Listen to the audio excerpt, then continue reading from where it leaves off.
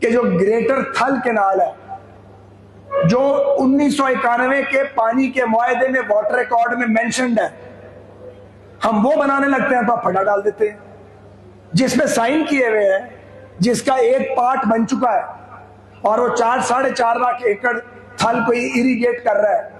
अभी 14 लाख एकड़ पड़ा हुआ है जिसको नहरी पानी चाहिए। हम किसी सूबे का पानी नहीं मांगते, लेकिन 55 मिलियन एकड़ फुट, 55 मिलियन एकड़ फुट पानी 1991 के मुआहदे के तहत हमें मिलना है। तो हमने अपने कोटे को तो इस्तेमाल करने का हक है कि वो भी नहीं है। आप किसी नहर को हाथ लगाते हैं, आप सिंध में शोर डाल दिया जाता है, जी नहर नहीं बना सकते आप, ऐसे तो नहीं होना चाहिए। अगर हम आपका कोई पानी एक ढूंढ ले रहे हैं तो उस पर एतराज करें। इरसा मौजूद है, टेलीमीटरी सिस्टम मौजूद है, हर नहर पे वो आप सिस्टम लगा सकते हैं, पता लग जाता कितना पानी जा रहा है और कितना नहीं जा रहा। तो कोई चीज छुपी हुई थोड़ी रहती है यहाँ पे। मैं ये समझता हूं कि ग्रेटर थल कैनाल को सबसे पहले बनना चाहिए ताकि थल का रकबा जो है वो सरसब्ज हो, क्योंकि थल की जो जमीन है वो उसकी जो नीचे उसमें जो मिट्टी है, वो जो सॉइल है उसकी वो ज्यादा फर्टाइल है, वो कम पानी में बहुत बड़ा रिजल्ट देगी। वहां भी नहीं काम करने देते। कालाबाग डैम की भी मुखालफत की।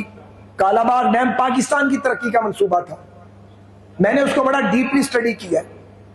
वो आप में से कई गुजरे होंगे खैराबाद ब्रिज के ऊपर से, या जब आप जाते हैं पिशावर जीटी रोड से तो नीचे से दरिया सिंध गुजरता है।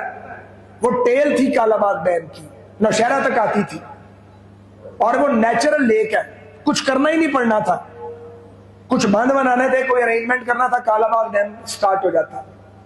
और जब का ये मंसूबा है, चंद पैसे पर यूनिट की बिजली बनती, और वो बिजली पूरे मुल्क को मिलनी थी। मेरा ख्याल 4,500 मेगावाट बिजली बननी थी, पड्डा डाल दिया। वेस्टर्न इंटरेस्ट था। आज हमारा पानी आता है बरसात में, इतना बड़ा सैलाब आता है, लोगों को डुबो देता है और समंदर में चला जाता है। हम पानी बचा ही नहीं सकते। इंडिया हमसे कोई मेरा ख्याल 100 गुना आगे निकल गया, उन्होंने जगह जगह डैम बना दिए। चीन की तो मैं मिसाल ही नहीं दे सकता, क्योंकि हमारा उनसे क्या मुकाबला।